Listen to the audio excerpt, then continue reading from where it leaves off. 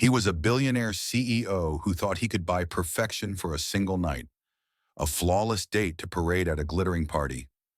But when his little daughter tugged at his sleeve and whispered, "Daddy, can she stay forever?" the game changed.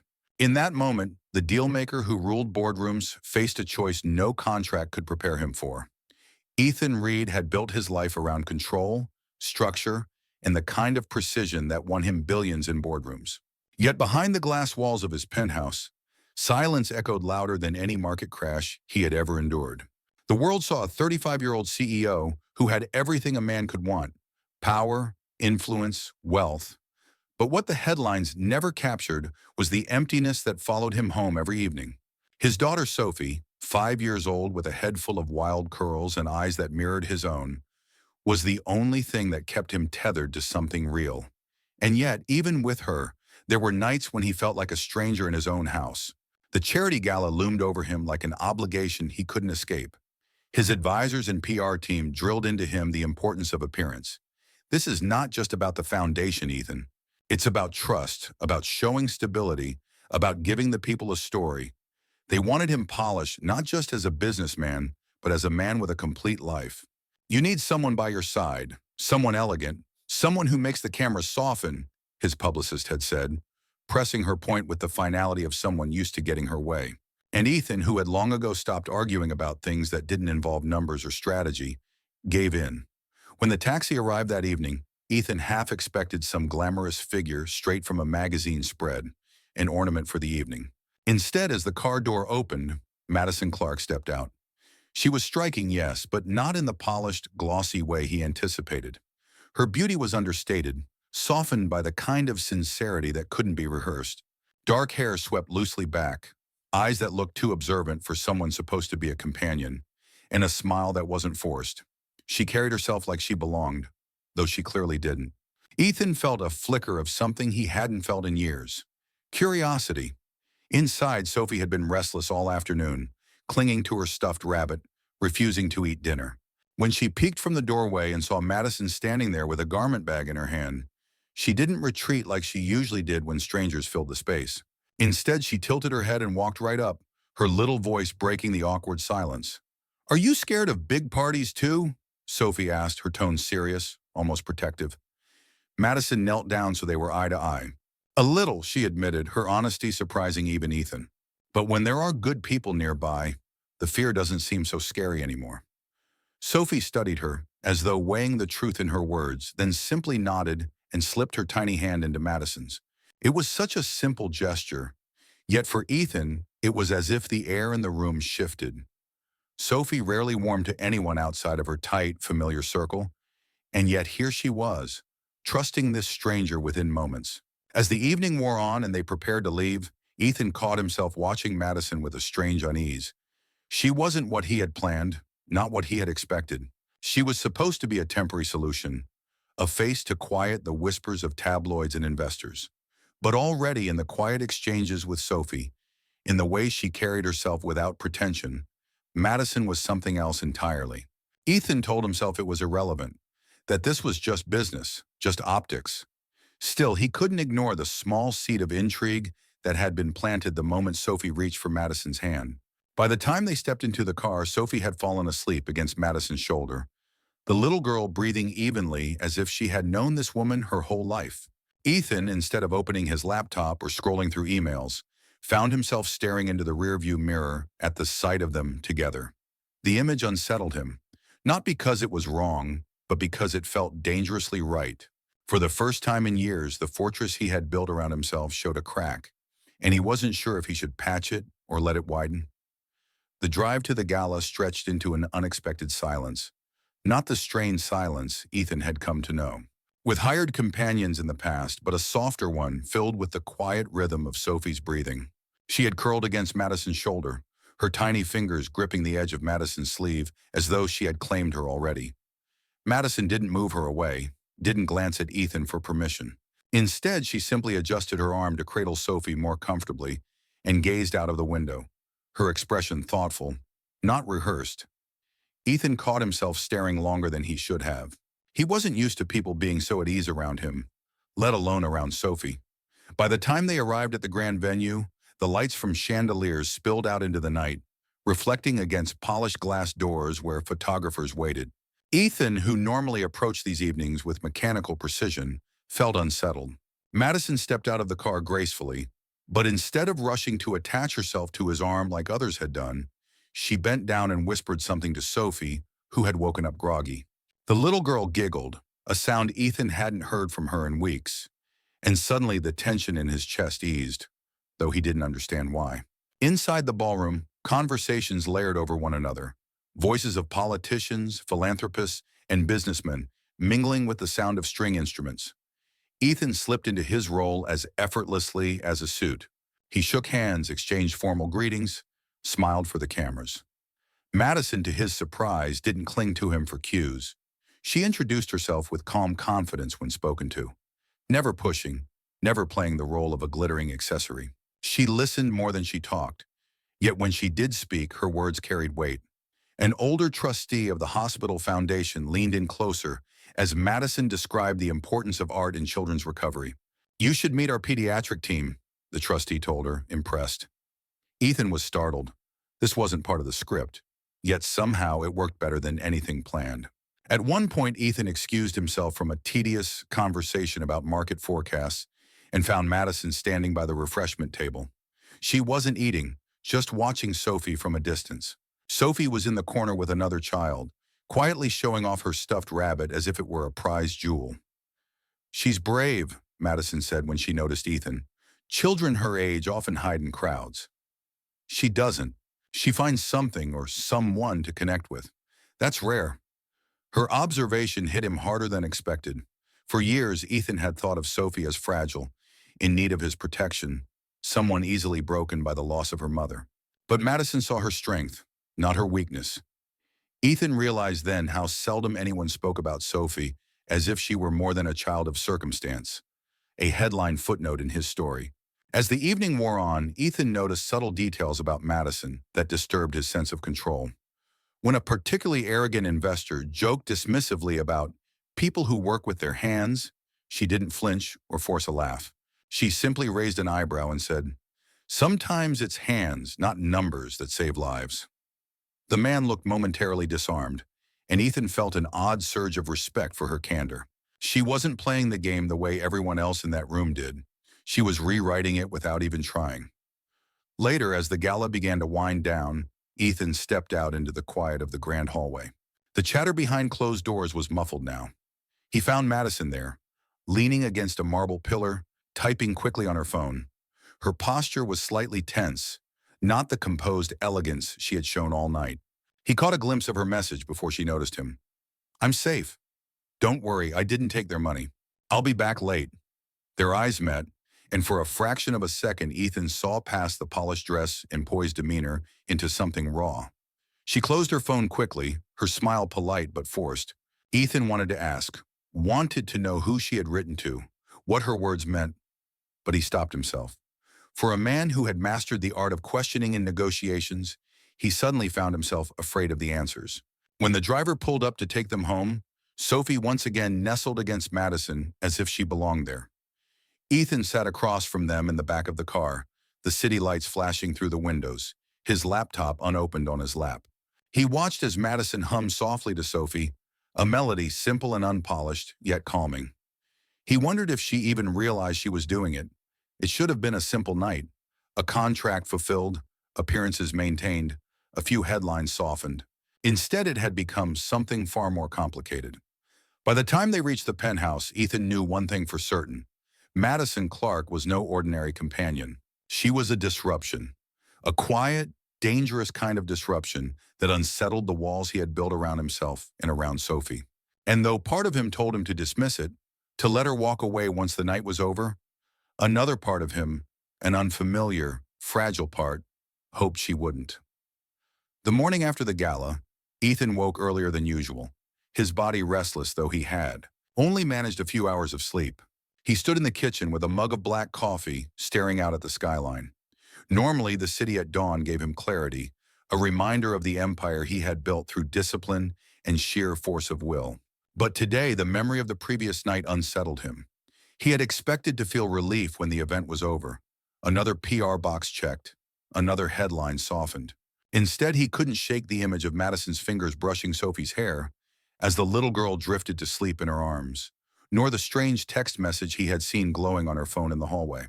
When Sophie shuffled in, dragging her stuffed rabbit by the ear, she didn't ask for cartoons or cereal like she usually did. Instead, she asked, "When will Madison come back?" The question caught Ethan off guard.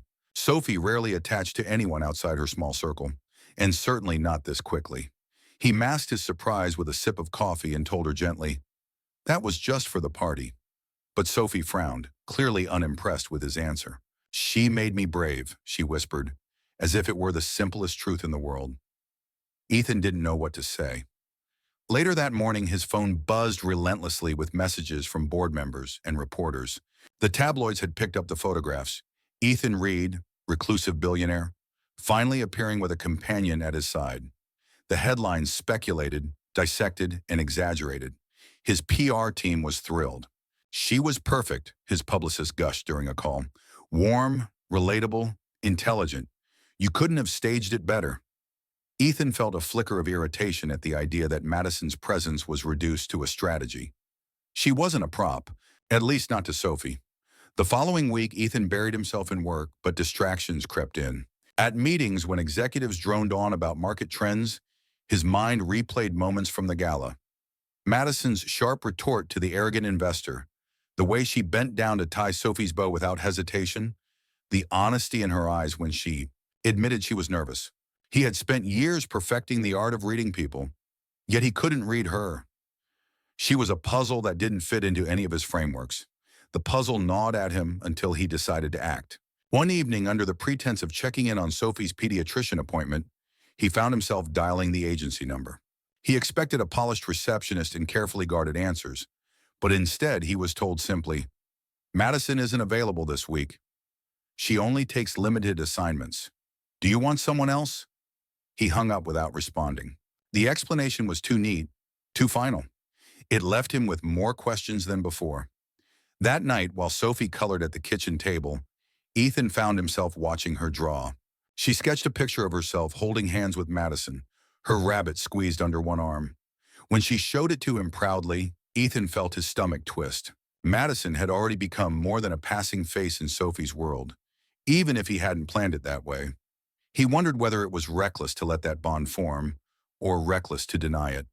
The following weekend brought an unexpected turn. Sophie developed a cough that quickly escalated into a mild asthma flare-up, something Ethan hadn't dealt with in years. He tried to stay calm, administering the prescribed inhaler and keeping her propped up in bed, but his chest tightened with helplessness. He was a man who could bend industries to his will, yet he found himself powerless in the face of his daughter's ragged breathing. Out of instinct more than logic, he picked up his phone and dialed the only number that came to mind. An hour later, Madison was at the door. She wasn't dressed like someone coming from a glittering party. She wore simple jeans and a soft sweater, her hair tied back. Without hesitation, she went straight to Sophie's room, crouched beside the bed, and began speaking in a soothing voice that seemed to cut through the panic. "We'll make it better together," she murmured, helping Sophie focus on steady breaths while gently rubbing her back. Within minutes, the child's breathing eased. Ethan stood in the doorway, stunned by the calm authority Madison carried. It wasn't clinical, wasn't rehearsed. It was human, instinctive, and it worked. Later, when Sophie was finally asleep, Ethan offered Madison tea in the kitchen. For a long moment, neither spoke. Then he asked, his tone sharper than he intended, "Why did you really come here tonight?" "Your contract was done." Madison met his gaze without flinching. "Because she needed me," she said simply, nodding toward Sophie's room. Her words disarmed him. There was no agenda in them, no angle, just truth. That night, long after Madison left, Ethan lay awake replaying every word, every gesture. The boundaries he had set between business, image, and personal life were beginning to blur in dangerous ways. He told himself he should draw a line, but the problem was Sophie had already crossed it for him. Ethan had always believed hospitals smelled of control, sterile corridors, polished floors, orderly rows of equipment. But as he carried Sophie in his arms through the emergency entrance that Sunday morning, panic swirled inside him. defying every notion of order he had relied upon. Her breathing was shallow, her cheeks flushed, her small fingers clutching weakly at his shirt. The pediatrician had warned him that viral infections could trigger her asthma, but knowing something in theory was not the same as hearing your child gasp for air in your arms. Doctors moved swiftly once they reached the exam room, checking vitals, fitting a mask over Sophie's face to deliver nebulized medication. Ethan stood at her bedside, feeling useless, his mind filled with static. He had faced hostile takeovers and lawsuits, survived betrayal and crushing financial pressure, yet nothing compared to the sight of his daughter's small chest rising and falling in erratic rhythm.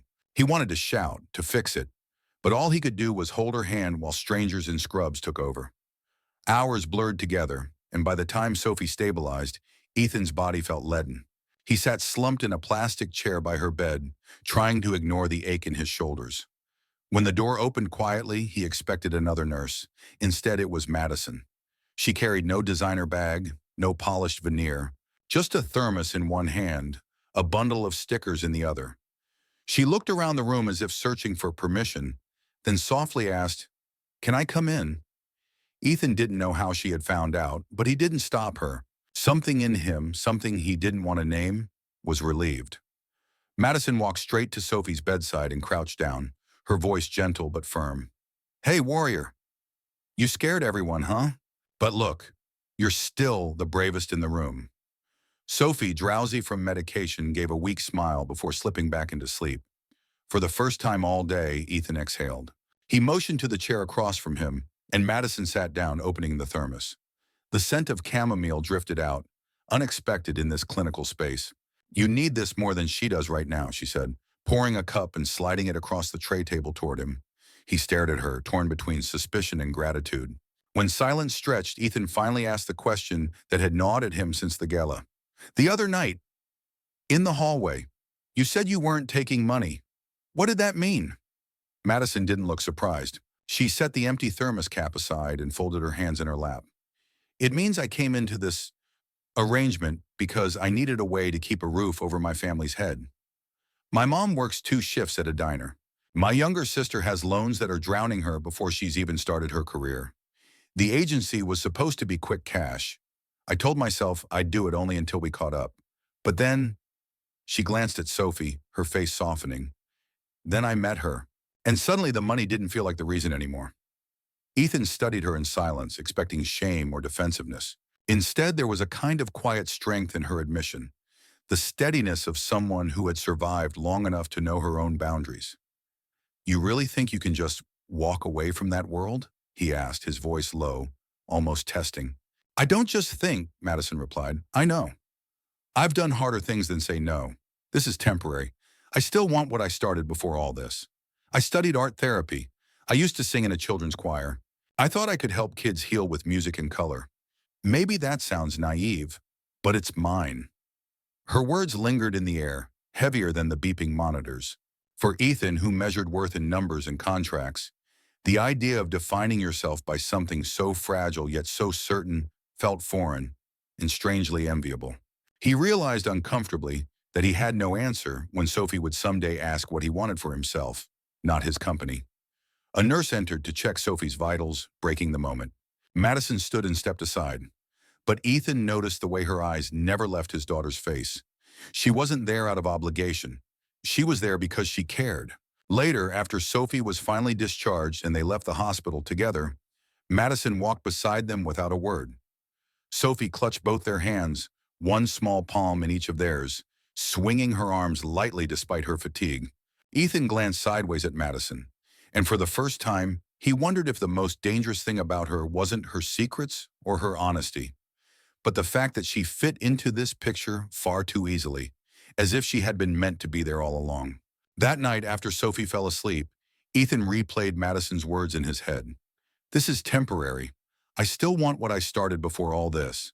He lay awake, restless, realizing that what she considered temporary was beginning to feel permanent to him. And he didn't know if he was ready for the consequences of that truth. Back in the rhythm of daily life, Ethan tried to convince himself that what had happened at the hospital was an anomaly, a moment of crisis that blurred boundaries and made him lean on someone he shouldn't. But the truth pressed against him with every step. Madison had stepped into his world without warning, and now she lingered in his thoughts like a constant echo. Sophie's attachment to her grew stronger with each passing day, and Ethan, no matter how much he resisted, found it impossible to ignore. A week later, with the hospital scare behind them, Ethan sat in his office overlooking the city. He had called Madison in, not to his home, but here, to the place where he commanded empires and made decisions that rippled through markets. He thought the sharp lines of the glass walls and the intimidating weight of the boardroom might help him reassert control.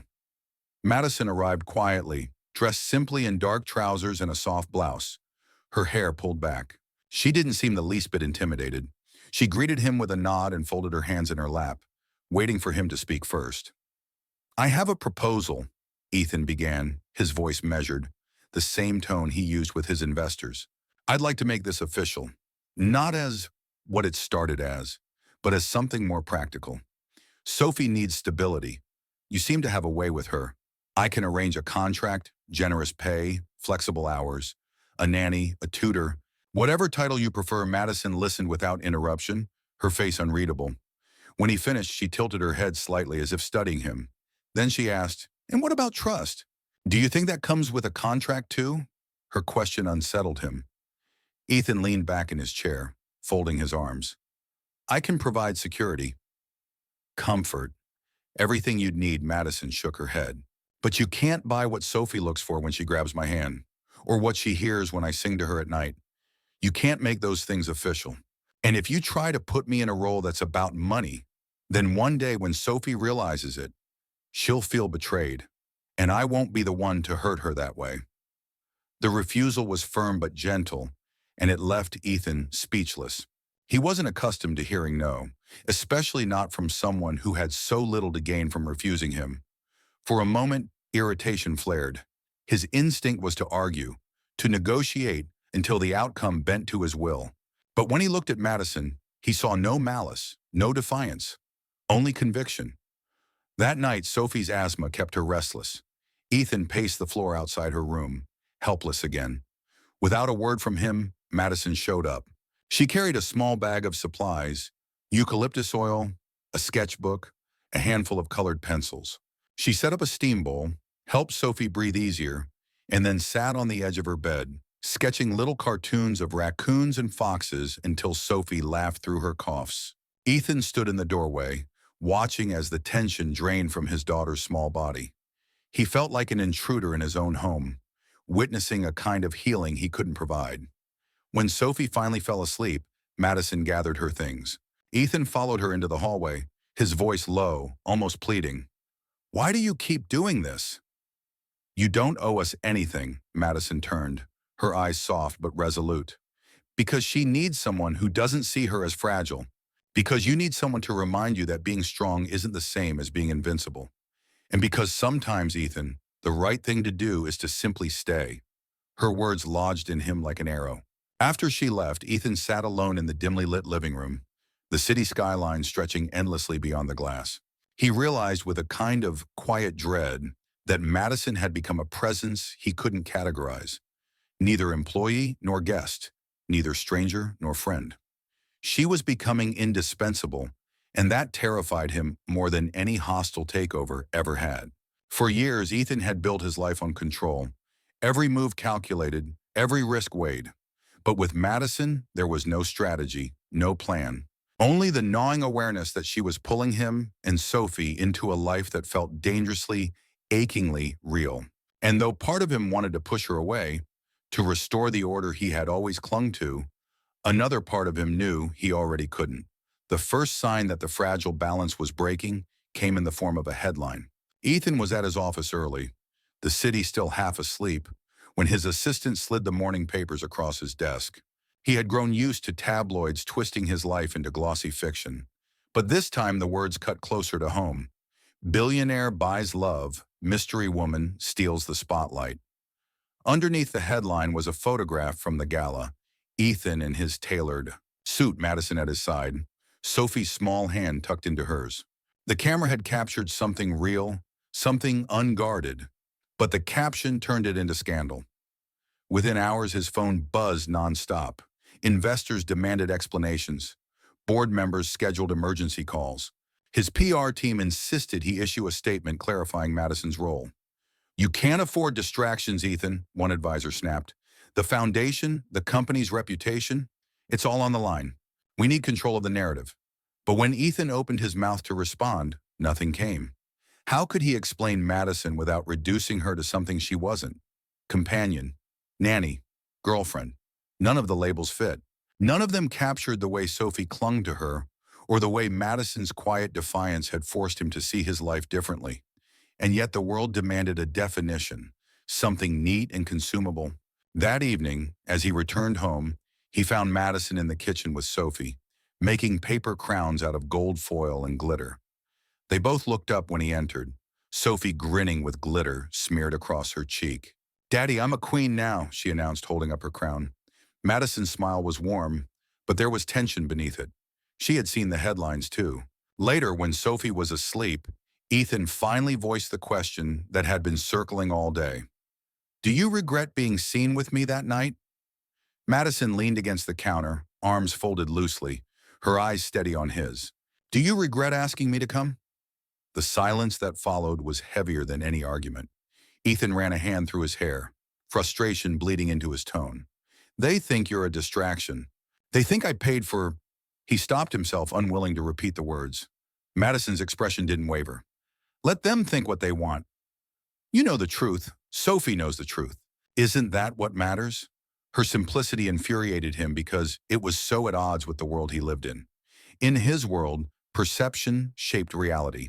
Headlines drove markets. But here was Madison, suggesting that truth could stand on its own. And deep down, Ethan wanted to believe her. The pressure came to a breaking point the next day when the board demanded a televised interview to quell rumors. Ethan hadn't planned to reveal anything personal, but as the cameras rolled and the interviewer prodded him about Madison, he felt something inside him shift. For once, he didn't reach for rehearsed lines. "This isn't a transaction," he said firmly. "This isn't a purchase. Madison Clark is someone who stood by my daughter in one of her most frightening moments. She is someone who has shown strength, compassion, and integrity in a way that humbles me. If people can't see past the gossip, that's their problem. I won't let them diminish what she means to us." The room went still. Even the interviewer faltered, unsure how to pivot. The clip went viral within hours. Some called it reckless, others called it romantic. But for the first time in months, Ethan didn't care. When he came home that night, Madison was waiting. She had watched the interview. He could tell by the way her eyes searched his. "You didn't have to do that," she said softly. "I did," he replied, "because they were trying to write your story for you. And I couldn't let them." For a moment, neither spoke. The air between them was thick with unspoken things. Fear, longing, the awareness that their lives were colliding in ways they hadn't planned. Madison finally broke the silence. "I don't want to be your PR move, Ethan. I don't want to be another part of your empire." He stepped closer, his voice low, earnest. "Then don't be. Be what you already are. The person who makes Sophie laugh when she can barely breathe. The person who tells me the truth when no one else dares. Be yourself. That's all I want." It was the closest he had come to admitting what terrified him most, that she had become essential, that he needed her in ways that had nothing to do with contracts or appearances. And as Madison stood there, glitter from Sophie's crown still clinging to her sleeve, Ethan realized the scandal wasn't the story in the papers. The real scandal was how much he wanted her to stay. The days that followed the interview felt strangely lighter, as if some invisible weight had been lifted from the household. The world outside buzzed with speculation. Magazines plastered Ethan's face alongside Madison's. Analysts debated whether his candidness would affect investor confidence. But inside the penthouse, life took on a quieter rhythm. Sophie was thriving again, her health improving with every week. She had taken to drawing pictures of their little trio, herself, Ethan, and Madison, always holding hands. She taped them proudly to the refrigerator, her declaration of family more powerful than any press release. One rainy afternoon, Ethan returned home early from the office, something he rarely allowed himself. The city outside his windows was blurred with streaks of water. The usual sharp skyline softened. He found Madison in the living room, sitting cross-legged on the floor with Sophie. They were building a tower from blocks, each piece carefully balanced, Sophie's tongue sticking out in concentration. When the tower inevitably toppled, both of them laughed so hard that Madison fell backward, clutching her stomach. Sophie scrambled into her arms, giggling uncontrollably. Ethan froze in the doorway, the sight striking him harder than he expected. It was so ordinary, so unpolished, yet it filled the room with a warmth he hadn't felt in years. It wasn't just that Madison was good with Sophie. It was the way Sophie glowed around her, the way her laughter carried a note of safety. Ethan realized with a pang that this was what his daughter had been missing all along. Not wealth, not security, but connection. That evening, after Sophie was tucked into bed, Ethan lingered in the kitchen while Madison washed the paintbrushes they'd used for an afternoon of finger painting. He leaned against the counter, his voice hesitant in a way he wasn't used to. "You don't have to keep doing this, you know. Coming over. Staying longer than you planned." Madison glanced at him, her hands still moving in the soapy water. "I know. Then why do you?" His tone was sharper than intended, as though he feared the answer. She set the brushes down and dried her hands slowly before turning to face him. "Because it doesn't feel like something I'm doing out of obligation. It feels like home, not in the sense of walls or furniture, but in the way Sophie looks at me, and in the way you look at her when you think no one's watching. You both remind me of what I've been running toward, even if I didn't know it." Her honesty left him unsteady. Ethan wasn't accustomed to confessions that stripped away defenses. He opened his mouth to respond, but before he could, a small voice interrupted from the hallway. Sophie, clutching her stuffed rabbit, stood there rubbing her eyes. "Daddy?" Ethan crouched down. "What is it, sweetheart? Can't sleep?" Sophie shook her head and walked straight to Madison, crawling into her lap. "Daddy?" she said with complete seriousness. "Can she stay forever?"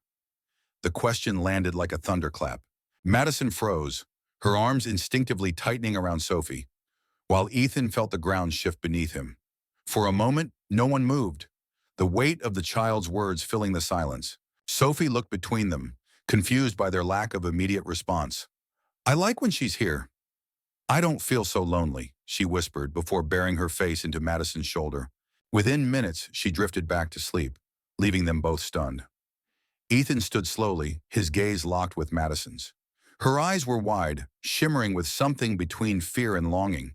He could see it, the same conflict that raged in him, the desire to stay, the terror of what it meant. When Ethan finally spoke, his voice was low, stripped of the certainty that usually defined him. "I'm not offering luxury, Madison. I'm offering something messy, something I don't know how to do. But if Sophie can see it already, maybe we'd be fools not to try." Madison's lips parted as though to argue, but no words came. Instead, she looked down at the sleeping child in her arms, her expression softening into something Ethan recognized. Surrender. Not to him, but to the truth neither of them could deny. That night, long after Madison had carried Sophie back to bed, Ethan found himself pacing the living room, the echo of his daughter's innocent plea still ringing in his ears. Can she stay forever? It wasn't just a child's whim. It was a verdict, a truth spoken without fear or calculation. And for the first time, Ethan realized that his daughter had seen the future more clearly than either of them dared to imagine. The night after Sophie's words hung in the air like a secret prayer, neither Ethan nor Madison slept well. For Ethan, the weight of his daughter's innocent plea pressed against every thought he had. He had faced hostile takeovers, courtroom battles, billion-dollar risks, and yet nothing had ever terrified him like the idea of asking Madison to stay, truly stay, not as a guest, not as an employee, not as a temporary piece of comfort, but as part of their lives. The following morning, the city was waking with its usual chaos. Ethan had a meeting scheduled with international investors, but for once he canceled. He couldn't sit in a boardroom while his mind replayed Sophie's sleepy voice over and over. Instead, he sat at the kitchen table, watching Madison move around with a quiet grace as she prepared breakfast. Sophie, wearing her pajamas covered in cartoon bunnies, danced clumsily to a song she hummed to herself. It was ordinary and chaotic in a way Ethan had never known his life could be. "Pancakes or toast?" Madison asked, tilting her head toward him. "Both," Ethan answered without hesitation, his voice almost hoarse. She smiled softly, sliding a plate in front of Sophie before taking her seat opposite him. For a moment, he just stared at the two of them, realizing how much of his heart already belonged to this picture. When Sophie was busy drowning her pancakes in syrup, Ethan finally spoke. "What she said last night, did it scare you?" Madison's fork paused midway to her mouth. She set it down gently, folding her hands in her lap. "It didn't scare me. It shook me, because she's so young. But she said what I've been too afraid to admit." Ethan leaned forward, his elbows on the table, eyes locked on hers. "And what's that?" "That being here with you both. It feels like something I've been searching for without even knowing it. But Ethan," her voice softened, trembling at the edges, "I don't want to be temporary in Sophie's life. I couldn't bear that. If I stay, it has to be real. It has to mean something." Her words hit him like a truth he'd been waiting to hear. He reached across the table, his large hand covering hers. "It already does. More than you realize." The day carried on with the world outside clamoring for his attention. Reporters at the gate, headlines spinning stories. But inside the penthouse, the three of them found refuge. In the afternoon, they went to the park. It was Sophie's idea, tugging at Madison's hand and begging her to come along. For once, Ethan walked through the city without his usual army of assistants and guards. Just a man, his daughter, and the woman who had somehow become their anchor. People stared, phones clicked, but Ethan ignored them. He bought Sophie an ice cream, then another when she dropped the first one. Madison laughed, the kind of laugh that drew curious glances, and Ethan thought, let them look. That evening, after Sophie had been tucked in with a story, Ethan found Madison standing on the balcony, the city lights painting her silhouette. He stepped behind her, close enough to feel the tension in her shoulders. "I spent so many years building walls," he admitted, his voice low. "Walls to protect Sophie, to protect myself, to keep everything under control. But you walked right through them. And the truth is, I don't want to rebuild them anymore." Madison turned slowly, her brown hair stirring in the breeze, her eyes shimmering with something fragile but strong. "Are you saying what I think you're saying?" He didn't flinch, didn't retreat into businesslike vagueness. He cupped her face in his hands, his thumb brushing her cheek. "I'm saying I want you here. Not for a night, not for appearances. I want you in our lives. I want you to stay for a heartbeat." She said nothing, only searched his face as if testing whether the words were real. Then with a small, almost disbelieving smile, she whispered, "I was hoping you'd say that." Ethan pulled her into him, the city sprawling beneath them. But in that moment, the only thing that mattered was the warmth of her against his chest. Inside, Sophie stirred in her sleep, clutching her stuffed rabbit, a smile tugging at her lips as though she could sense the change in the air. The world outside might never understand, might keep spinning stories about the billionaire and the mysterious woman who changed his life. But within the walls of their home, the truth was simple. Sophie had been right all along. Madison belonged with them. And for Ethan, the man who once believed he had everything, it was clear now that his real fortune wasn't counted in millions. It was sitting at his table, laughing in his living room, and filling the quiet spaces of his life with love he hadn't dared to hope for. For me, the ending of this story is especially powerful because it shows that what truly matters is not millions, not lavish halls, not influence, but the voice of a child, honest, unfiltered, free of fear or expectation. Little Sophie became the guide to a truth the adults had been avoiding for far too long. I like that the ending doesn't turn the heroine into a trophy for a wealthy man. On the contrary, she has the right to choose, and her presence becomes a conscious decision for both Ethan and herself. This is not a story about money changing someone's life, but about how the honesty and tenderness of a child broke down the walls adults had built around themselves. What matters most here is that their union doesn't feel like some miraculous rescue. It's a gradual acceptance, a recognition that love cannot be bought or planned. It grows out of laughter in the kitchen, quiet conversations after a hard day, trust built piece by piece. And that is what makes the ending truly happy. Not forced, not staged, but believable. For me, this ending is a reminder that sometimes destiny is shaped by the smallest words, whispered by a child before sleep. And perhaps that is where real wealth lies.